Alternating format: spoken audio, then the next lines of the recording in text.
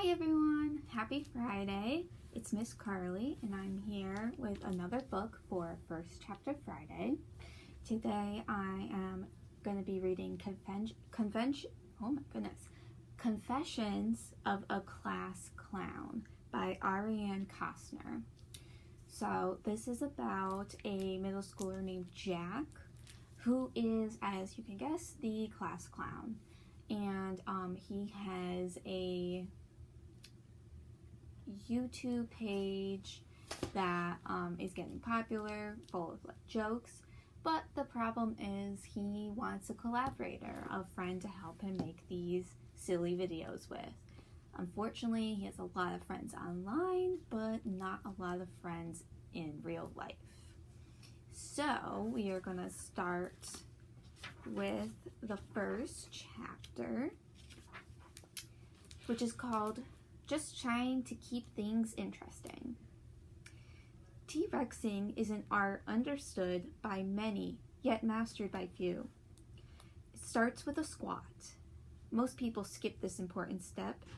To convincingly play a T-Rex, you gotta crouch a little, with your legs spread apart and lean forward on your toes. Then there's the arm perch. Pretend your upper arms are super glued, nice and tight to the sides of your torso. If you got your elbow flopping all over, you've ruined the moment. Finally, there's the highlight of T-Rexing, the roar. The ideal sound is something like half hawk, half elephant. The more obnoxious, the better. Oh, and raise the back of the roof of your mouth for volume. That's a trick I learned last fall in beginner's choir before I got kicked out.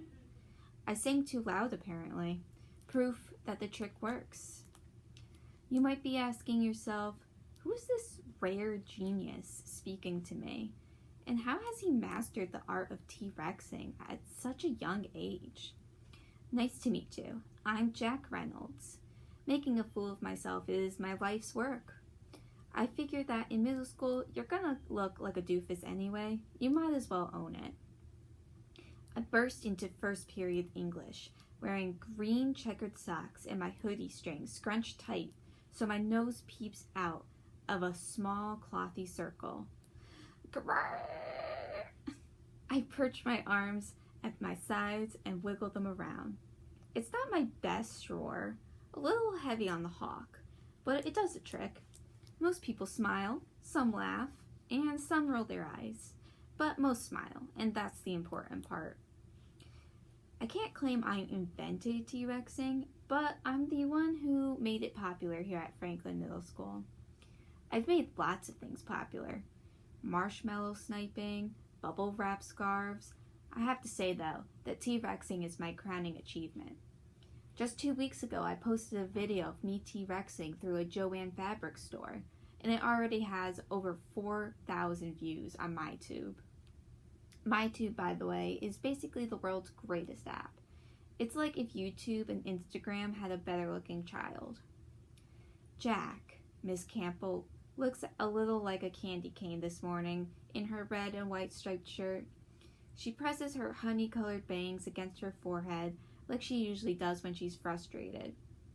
How many times have I told you, no dinosaur noises in class? You said no T-Rex noises. I flapped my arms. That was clearly a pteranodon. A pteranodon. Miss Campbell keeps a straight face, but a smile cracks in the corners of her eyes. At least you're early. Get to your seat before the bell. You wouldn't know it, but Miss Campbell is my favorite teacher. She's about my mom's age and has this cool gap between her two front teeth. She lets us act out scenes from books and makes funny voices when she reads. Listening to her read is probably the only thing I like about school. I loosen my hoodie strings and head to my seat. It waits for me in the back row, far left, aka the most boring corner of the room. Miss Campbell has surrounded me with some of the best behaved kids in the class, like she's using them as a fort of protection to separate me from my innocent classmates. It's not a bad strategy. Ever since first grade, I've been what you'd call a class clown. I don't mind the label. I wear it well. 6-year-old me couldn't spell or hold scissors right, but I could glue foam pieces to my nose and run around. Everyone's got to be good at something, right? I took a detour on the way to my seat to pass by Zane's desk, 3 rows over. He and I have been pretty tight ever since he randomly invited me to go laser tagging with him and his friends a few weeks ago. Before that, we just messed around in class, chucking erasers at each other and stuff. It's been fun to start hanging out with him outside of school. Zane's the kind of guy who everyone knows, even if he's never talked to you a day in your life. For the past 3 years, he's thrown a huge back-to-school pool party at his house, complete with water guns and chocolate fountains and the newest Marvel movie playing on the projector screen. He's running for class president, and he's a shoo-in to win, especially with the Pokemon-themed posters I helped him design. You wouldn't think Zane and I have much in common. For one, he's a football guy, or was last semester during football season. Me, I'm about as athletic as a stick of string cheese, although I was pretty good at t-ball as a kid. It's not fair how that stops being impressive after you turn 7. Zane and I also have different styles. I wear cartoon shirts and Converse. He wears jerseys and training pants, which is another word for sweatpants, but I like saying training pants because it sounds like a diaper. He goes skiing every other weekend, while I've somehow managed to live in Utah for the past 13 years without ever hitting the slopes. The main thing we both like is making MyTube videos. In fact, he was the one who recorded my first T-Rexing. It was his idea to do it in Joann's, because if they banned us from the store, which they did, we wouldn't care. I slap his desk. "Sup, Coolio?" He glances up. "Oh, hey." That's weird. He's supposed to say, "Sup, broski." It's a tradition. There's an awkward silence, so I grab his pencil and start twirling it. He straightens his back and shakes his hair out of his eyes. "Hey, don't lose that. It's my only pencil." I pinch the pencil like a dart. Think I could get it to stick in the ceiling? Don't. He snatches it out of my hand. "Geesh, someone's having a bad day." "I was just kidding," I mumble. "Hey, Zane," Jared Pearson says as he walks into class. Jared's a big dude, like probably the size I would be if I ate steak every night and was the literal son of Thor. He lifts his chin. "Ready to get gains later?" "Gains," I say. "What's that?"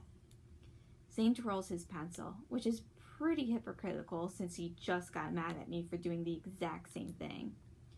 "It means we're lifting. I didn't think you'd be interested." "Lifting weights? We're in 7th grade. We're supposed to be worried about homework and body odor. Since when are we supposed to work out?"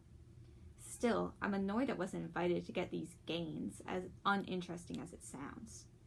I flex my non-existent muscles. "You don't think these babies could take a challenge?" The girl in front of us giggles, but Zane doesn't. Alright, so that's most of the first chapter, but I'm going to leave it there. Seems a little sus. Zane doesn't seem like the best friend, so let's see what happens. If you want to check this book out, you can come to the library, or you can give us a call and we could put on hold for you. So that again, the book is called Confessions of a Class Clown. Alright, so thank you guys for joining me and have a great Friday.